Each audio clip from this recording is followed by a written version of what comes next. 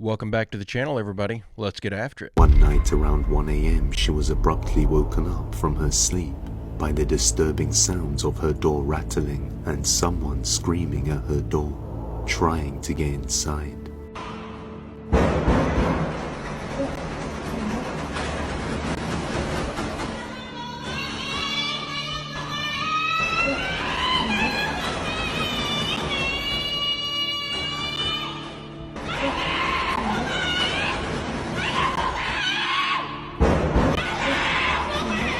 Someone can be heard screaming to be let in while trying to open the door.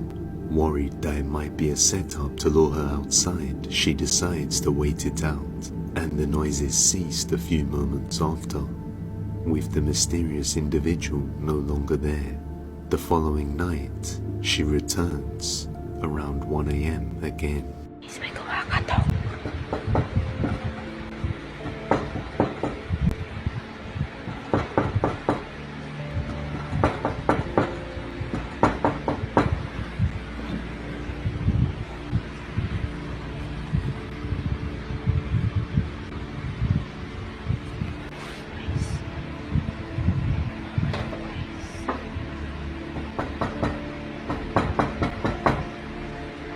Tempted to open the door, she reaches for the handle but then realizes once again that it could be dangerous, so she decides not to. However, the same thing keeps happening every night, so on one particular night, she gets fed up and decides to open the door, and she sees this.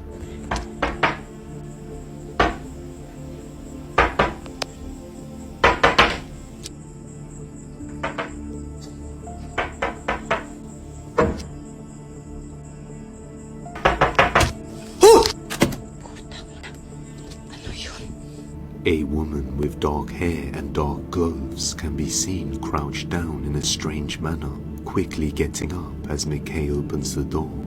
Luckily, she was quick to shut it before anything could happen. She then calls the police, but as they search the area, they find no signs of this creepy woman. This just shows the importance of keeping your doors locked at all times, especially if you live alone. And what's absolutely terrifying is that woman was crouched down so that she couldn't be seen through the peephole, so she had some nefarious intent. And if she would have just knocked on the door casually the first night instead of starting off with the banging and screaming, then the homeowner probably would have opened the door. That's absolutely terrifying. Be careful, make sure you know who you're opening your door for, because there's some crazy people out there. A man by the name of Bobby Bars lives in Pennsylvania, US, along with his daughter.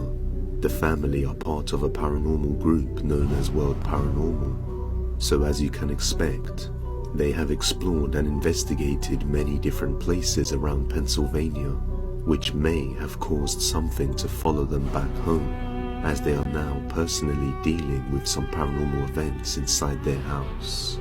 They also have a strange, creepy collection of dolls, one of which belonged to a woman who passed away.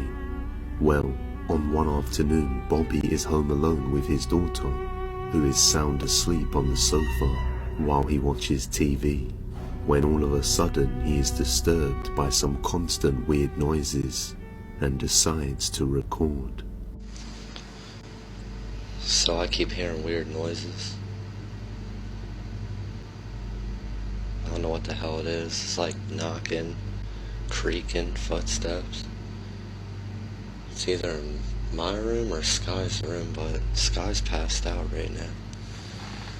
But it's crazy, yo. See, she's sleeping.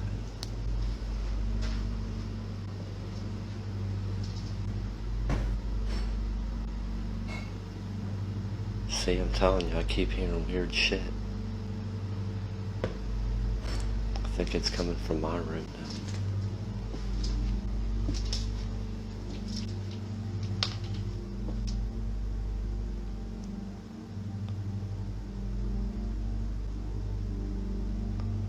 What the fuck is that?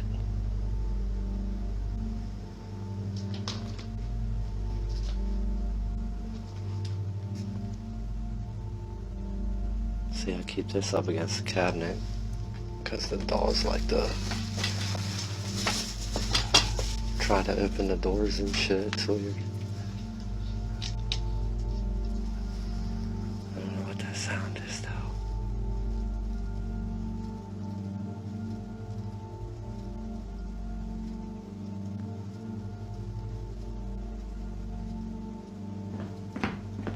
Oh, what the fuck was that, man? Yo, fuck this. Fuck this. I'm good on that. Yeah. I'm staying out of there. Fuck that, yo. Bro.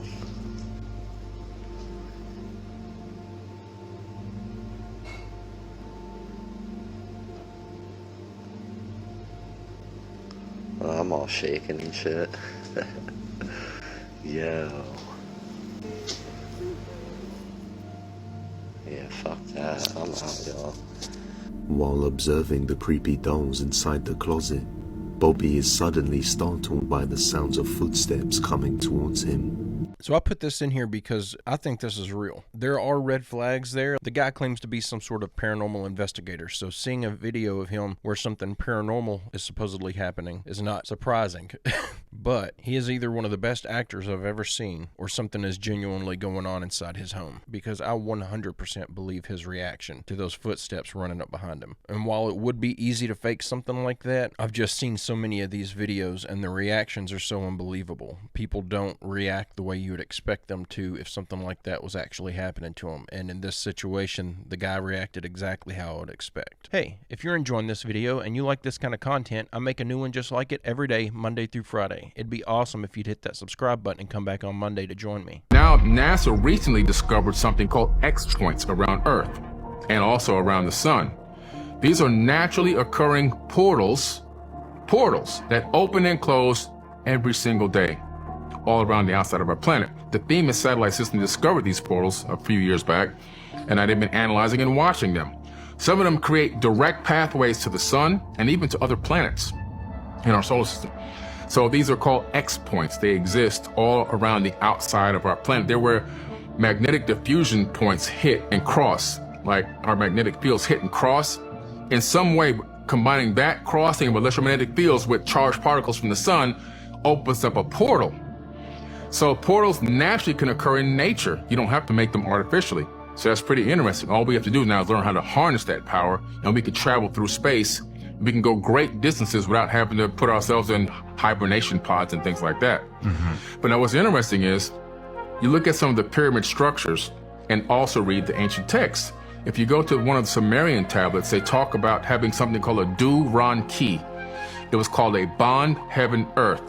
And Enlil talks about walking from his home world directly to Earth and walking from Earth directly back to his home world, bypassing even getting in a spaceship.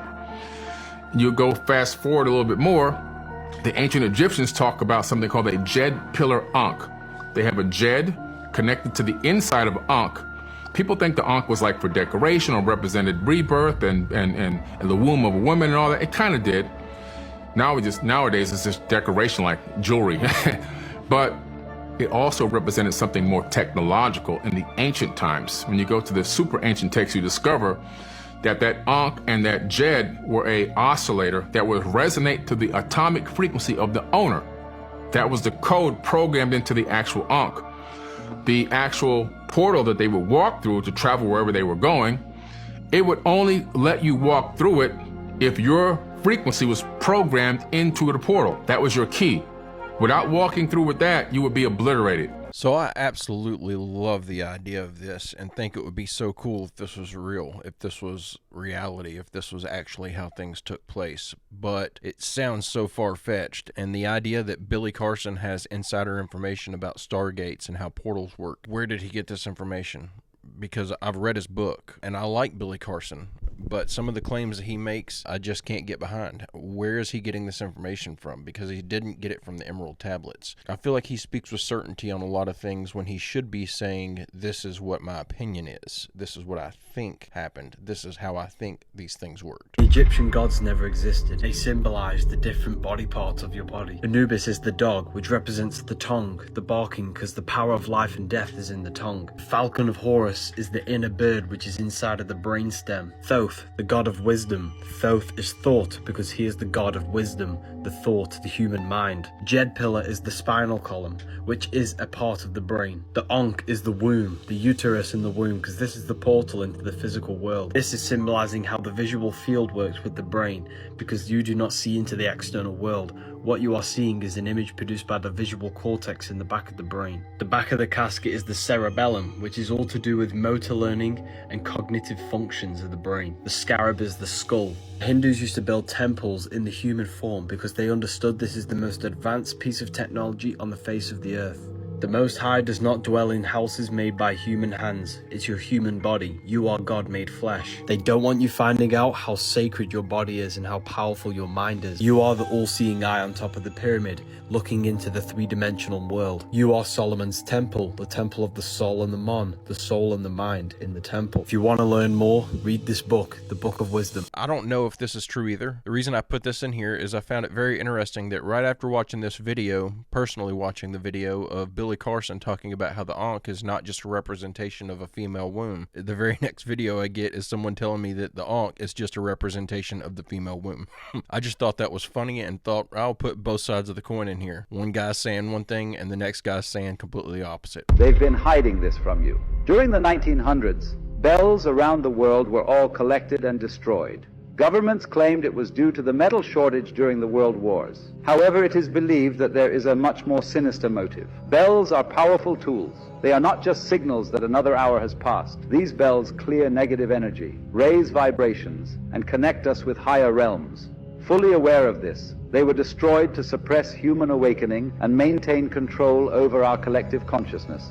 By eliminating these powerful instruments, society is forced to a lower vibrational state, and a further disconnect is made between us and the realms above. But it gets even deeper. In 1953, the standard frequency of music was intentionally adjusted from 432 Hz to 440 Hz. The 440 Hz frequency is considered disharmonious and disruptive to our energy fields, while the 432 Hz frequency is believed to align with the Earth's natural resonance, promoting healing and awakening. Without the sound of bells and the constant exposure to modern music, society is being kept at a lower vibrational state, resulting in our connection to the divine being weakened.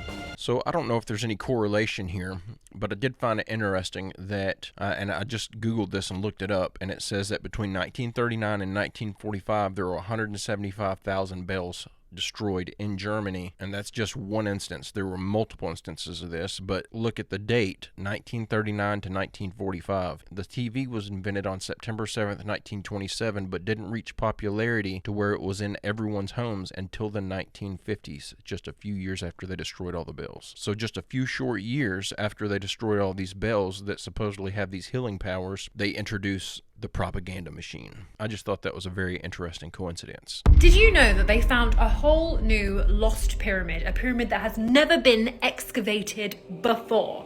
Exciting. The pyramid complex is located in Dashur, really close to the famous Bent Pyramid and Red Pyramid.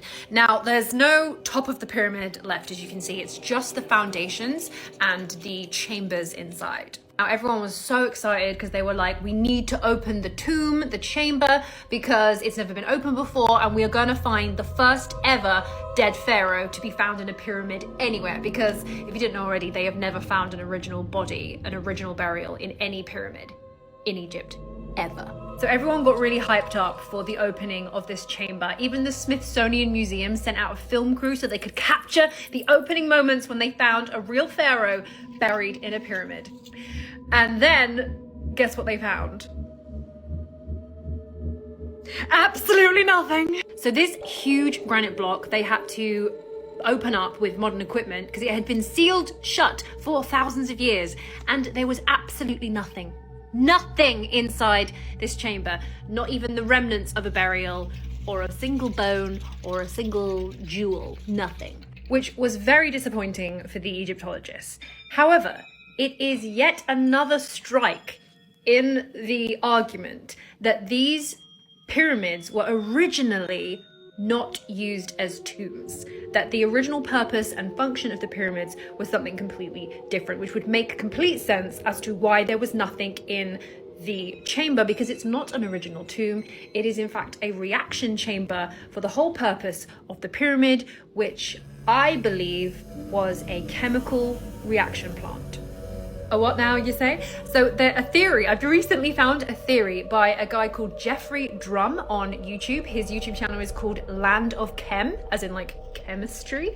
And he has been analyzing all of these samples that have been taken in every single pyramid site. And I'm so excited, I can't talk. There is hard evidence of chemical compounds all over the ancient pyramid sites. And what's interesting is each pyramid has a different chemical compound found inside these reaction chambers. I will be making a series of videos that's going to break down a lot of this research into like small bite-sized chunks. However, make sure you go check out Jeffrey's channel, The Land of Chem, because he needs a lot of love because he's been doing so much work, and I seriously think that this guy has cracked it. While I'm 100% on board with the idea that the pyramids were not burial sites, and I'm about 90% on board with the idea that they were some sort of a reactor or energy device, therefore it wouldn't be surprising that they found nothing inside that chamber when they opened it up. The fact that the Smithsonian was there makes me wonder if they did find something. Maybe they found the remains of a giant pharaoh and they had to whisk it away to a secret location where they keep all the other giant remains. Who knows? I just thought that was funny that the Smithsonian always has their nose in the middle of something whenever a new discovery is being made. And it's not because they're interested in the discovery, it's because they want to make sure it's something they don't need to hide from the public. The Egyptian artifacts make absolutely zero sense, and archaeologists might just be afraid of being wrong. How is it the further back in time we go, the more advanced they get? Egypt is old. Like, really old. Egypt is so old that even ancient Egyptians studied ancient Egyptian history thousands of years older than them. When the Romans discovered the pyramids, they were older to the Romans than the Romans are to us today. Woolly mammoths still roamed the earth when they were first built. And of course, everyone knows that Cleopatra lived closer to the invention of the iPhone, or hell, closer to you watching this video right now than she did to the construction of the pyramids. What's strange is that as time went on, their artifacts somehow got less and less advanced. The Egyptian Empire reigned for about 3,000 years, divided into approximately 31 dynasties classified into the Old, Middle, and New Kingdoms. When we go back to the first 5 or so dynasties, the Old Kingdom, we see impressive feats of design engineering unlike any other. And impressive is an understatement. These are straight up machine perfect down to the micrometer. Like this round vase, perfectly balancing itself dead center on a point no larger than the tip of an egg. Except this isn't your pottery class vase made of clay. It's granite. And granite is harder than steel. That's a fact. Here are the numbers. Here's another vase, slightly chipped, revealing its walls are as thin as a playing card. Another bowl made from diorite, a stone as hard or even slightly harder than granite, whose walls are literally 1/40th of an inch or half a millimeter thick. We have no idea how to make granite pottery like this using known ancient methods, although high-tech machines could probably do the trick. But I don't think you realize how insane it is to suggest that this level of mechanical precision was achieved on granite using primitive tools softer than granite, the official claim. And these are just a few. There were over 40,000 of these artifacts found under the Stepp Pyramid of Djoser dating back to the 3rd or 4th dynasty, with some suggesting they're actually pre-dynastic, meaning they're even older, and the Old Kingdom Egyptians just inherited them from a previous civilization. Oh, we're in too deep now, Johnny boy. It's only in recent times when we finally analyzed them with modern light scanning technology that we found out how mind-bendingly precise they really are. They took a jar, did some measurements in a lab, and to this day, Egyptologists have no explanation for these results. The top of the vase was 3/1000ths of an inch away from being perfectly flat, something only possible with like CNC machines today. For reference, a sheet of paper is 7/1000ths of an inch thick. A human hair is 2 to 3. This thing was a literal hair away from being perfectly flat. The inside lip of the vase's mouth was 1/1000th of an inch away from being perfectly perpendicular to the top, which is a mathematically flawless right angle. And the entire vase base was 13 thousandths of an inch, which is still just like 2 sheets of paper away from being perfectly circular. These are legit CNC machine level perfections, mass produced over 40,000 times on a material harder than steel using copper and stone tools by hand. Oh, and they might be pre-dynastic, before copper tools were widely even used. I don't see an ounce of logic in that. Okay, maybe this one was just a fluke, right? A one-off perfect vase as a result of mass producing over 40,000 of them. So they took more into the lab and found even more astonishingly accurate measurements, revealing alleged machine-calculated mathematical use of pi, the golden ratio, and more, again to within thousandths of an inch of accuracy. That's like that much. Everything from the flatness of the base, the roundness, and even the uniformity of the thickness of the walls was nothing less of CNC machine perfection. Justifying this by saying they were just really skilled or they had a lot of time does not explain this level of precision with the known tools and methods at their disposal. There are even some vases that are reportedly made from corundum, which is magnitudes harder than granite and sits right behind diamond on the hardness scale. Although this one is for some reason debated, a lot of people claim it isn't made from corundum, but still others insist it is. A single one of these pots would have likely taken weeks, if not months, given modern explanations. Shouldn't there be evidence of their highly precise techniques all over ancient Egypt? Oh, there was this, a hieroglyph outlining the sculpting of an alabaster vase, one of the softest materials ever, softer than marble, and totally possible with their tools. But it's been proven that the technique outlined here would not work with granite. Sure, cutting into huge slabs using rough and painstakingly slow techniques using those tools might be possible, as we've seen them desperately trying to prove, but the force of friction required to achieve that simply would not be possible on small, delicate artifacts like these, never mind how machine accurate they are. Some of these vases are as small as a thimble, not even practical, and even harder to make, almost like they were just showing off, like, look what we can do. One theory is that these vases were spun on some sort of grinding tool, for which they have no evidence, no recordings of, but that's completely blown out of the water with the lug handles on the sides here. It's pretty obvious that these wouldn't be possible from spin grinding. Absolutely no one can explain how these lug handles were made, which again, lab results showed that they too were perfectly symmetrical and level to each other to within thousandths of an inch. Later dynasties even tried recreating these jars, and although still impressive, are nowhere near the precision of the earlier ones. This level of advanced pottery is said to have reached its peak in the first 2 dynasties, and then poof, they just forgot how to do it, which leads people to believe these artifacts might be much older than anyone thinks. What if they inherited them from even earlier previous civilizations? And it doesn't end with these. There's also the schist disc, crafted from a single piece of stone. Tell me, what kind of stone can be shaped like this by hand? No one really knows what this is, said to be a bowl or a flower holder of some sort, even though it looks sorta mechanical. Recovered from a first dynasty tomb, and again thought to be even older than that. Then we get to the statues, and these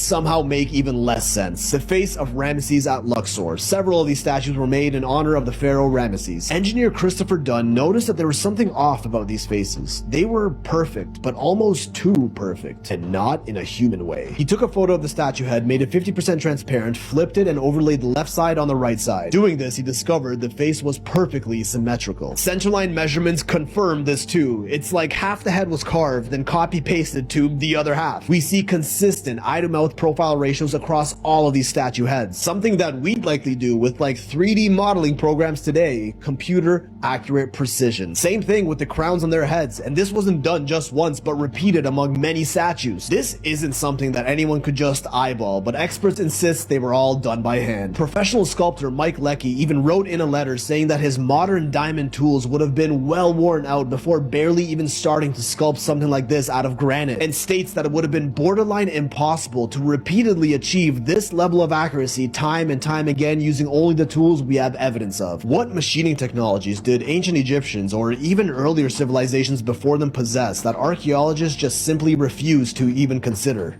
You know, the funny thing is they've got all this evidence staring them right in the face, showing that there's some sort of machinery being used to produce these things, and they still insist that it was all chiseled out by copper tools. And they still insist that the pyramids were all built block by block by chiseling them out from a quarry with copper tools. It's hilarious whenever you have an explanation like this that makes so little sense that you have to suspend disbelief to buy into it. Happy birthday to you. Happy birthday to you. Happy birthday, dear Brit. Make a wish, make a wish. And many more. Right. Woo! Almost. Whoa. Alright, Jackie, can you turn the light on? Yeah. Alright. Did you enjoy it? Yeah. I did. Did you? I don't want to know the details. All right, here, honey. The girl's got to have a present. This is from me. Yeah. Yeah. Jackie, you want to get it, Dave?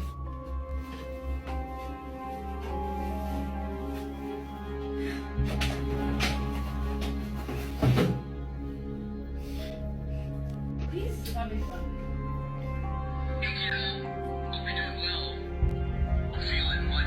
Better now, so whenever you can, just come visit me, okay?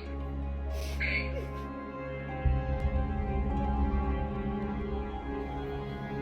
Shut up.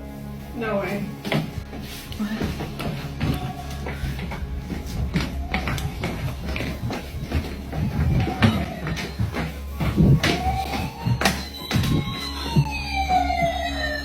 That is not worked.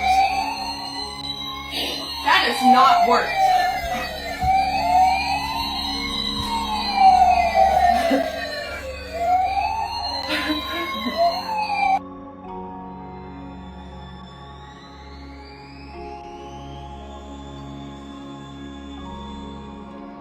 All right, I don't have an explanation for that one. I don't think it was faked. I believe the reaction of the girl opening her gift and stuff seemed genuine. She seemed like she was really tearing up. And just the way everything played out in the video, it was either a budgeted production or a legitimate video. I don't think that this is something that someone just threw together real quick. I think this is either legitimate or there's some money behind it. And it's some sort of a promo for a movie or something like that. It was that good. But that's going to end our clips for the day. I hope you enjoyed watching them with me. I hope everybody will come back on Monday and join me for the next 5 videos. Don't forget to hit like and subscribe if you haven't already, and go to www.barry-stepp.com if you want to order yourself a shirt or a hat. It helps me support the channel, and I greatly appreciate everybody that's ordered anything off of there. All that being said, I hope everybody has a great, safe, fantastic weekend, and I'll see you in the next video.